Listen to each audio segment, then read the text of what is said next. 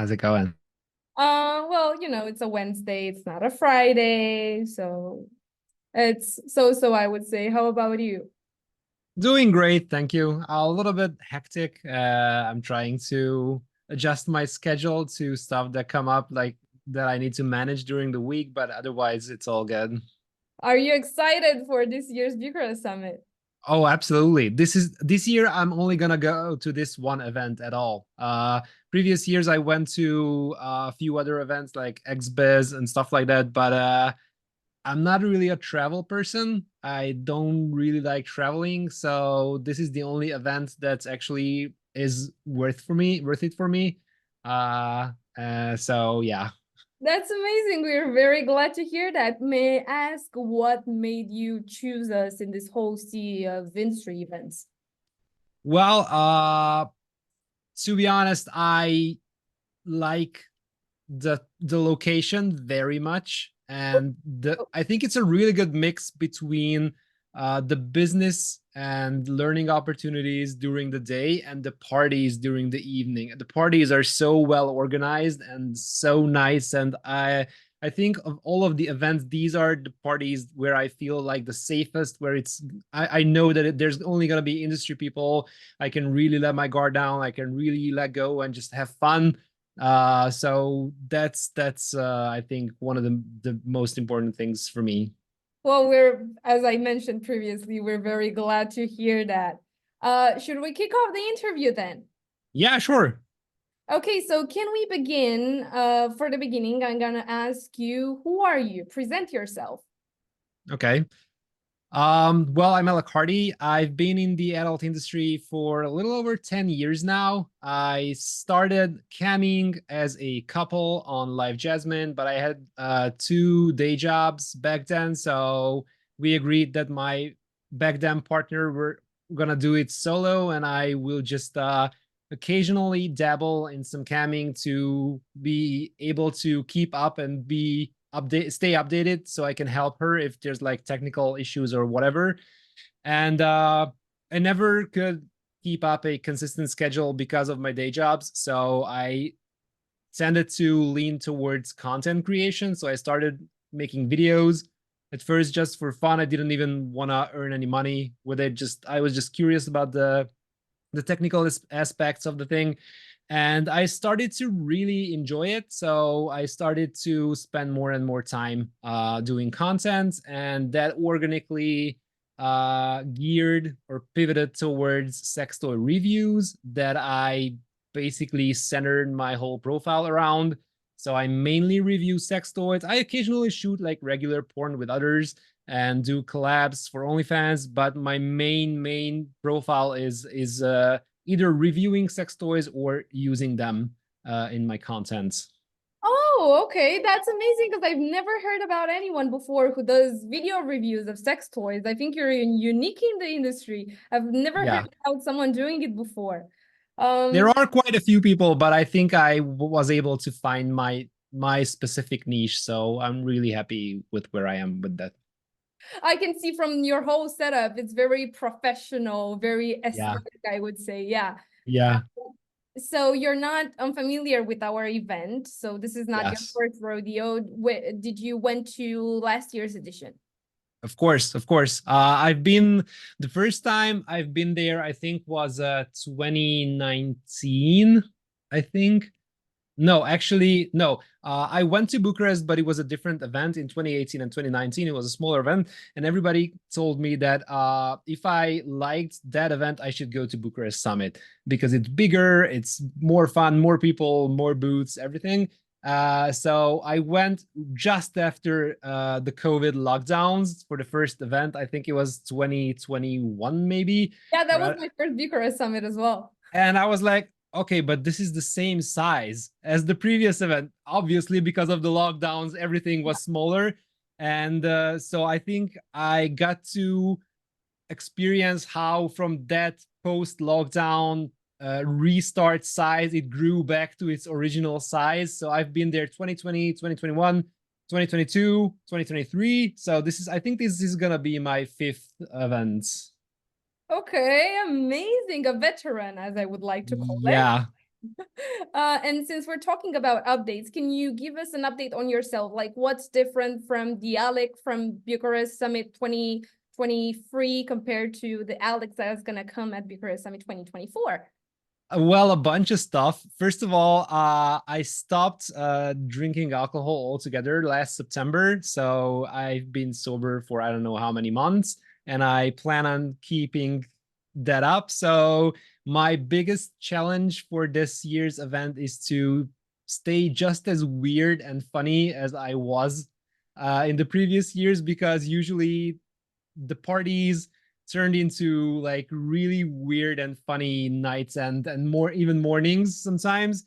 And if my experience since September is correct, I think I will be just as weird as before. So people can count on that. Okay, amazing. That's great to hear. What about the professional side? Do you have any updates on yourself and your career?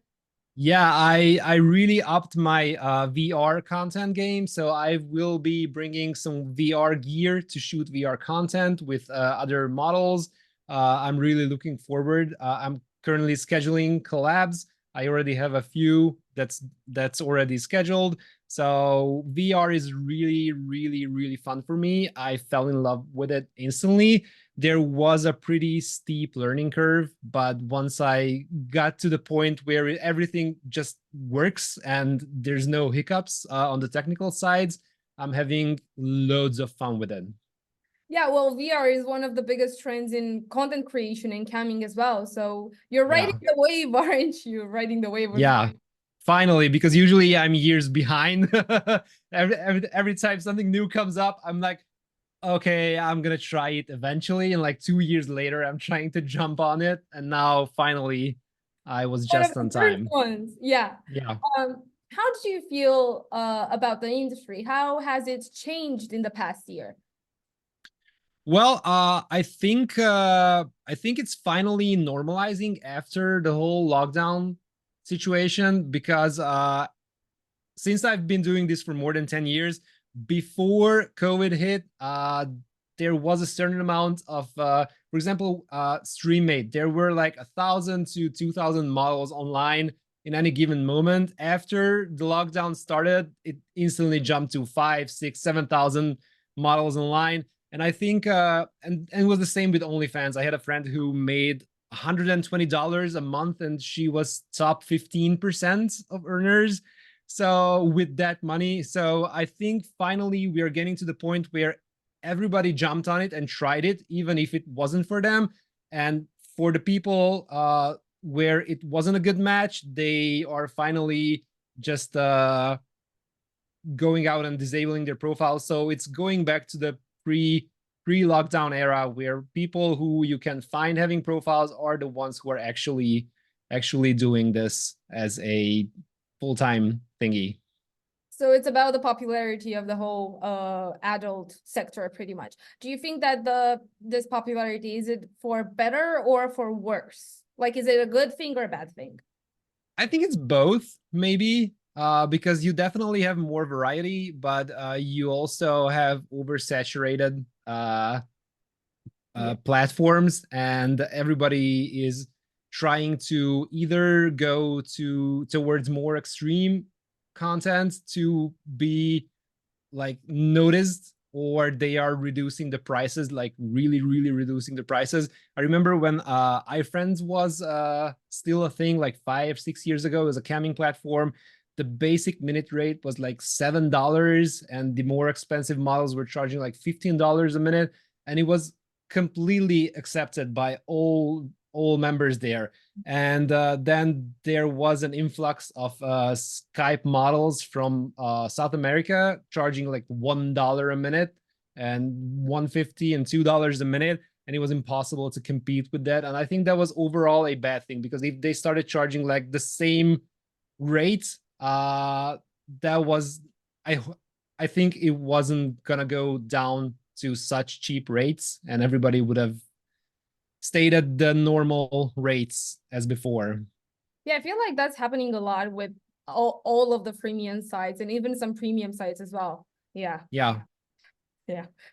So why are you joining Bucharest Summit this year? What's your main goal? Well, my main goal is to, first of all, I think I'm really approachable and friendly. I do have a resting bitch face sometimes, but mainly I'm really approachable. And what I have a lot of fun doing is helping people that are who are there for the first time and are maybe nervous, don't know anybody there. They just took a big jump and traveled, to really just introduce them to a few people and just loosen them up to see that this is a really great event where you can very easily make friends, have a lot of fun, and that's all. And you can make amazing business connections as well, but you don't need to stress about anything. Just if any of my friends just message me and they are still hesitant about coming, when I first went there, I didn't know anybody. And after the first party, I made some really good friends who are I'm still friends with to this day, and I'm really looking forward to seeing those crazy people this year. So So you're that's my pretty main much going agenda. to be the wingman. Yeah, basically yes. Are you excited about sharing? Because I noticed that you are very much a technical whiz. Yeah. Are you Yeah. excited about sharing your tips, tricks, knowledge with maybe other people in the community? Yeah, sure. I'm always enthusiastic about talking about that. So if anybody wants to have a chat about any sort of technical thing, I'm always really having so much fun talking about that and learning as well, because I know a lot of stuff and I tried a lot of stuff, and there's always at least one or two things that I have never thought about before, and then I go get to try it out, and I'm always having a blast doing so. And my last question is, what's your favorite part about Bucharest Summit? Um, Two things actually. I fucking love the weather there for some reason. I live in Hungary, not so far from Budapest, and I thought that it was gonna be the same climate, but it's so different. And I'm always having so much fun with the weather there, and also, well, the parties, and not just because I get to party at a fun club, but the crowds, the people that are attending. I just love the vibe there.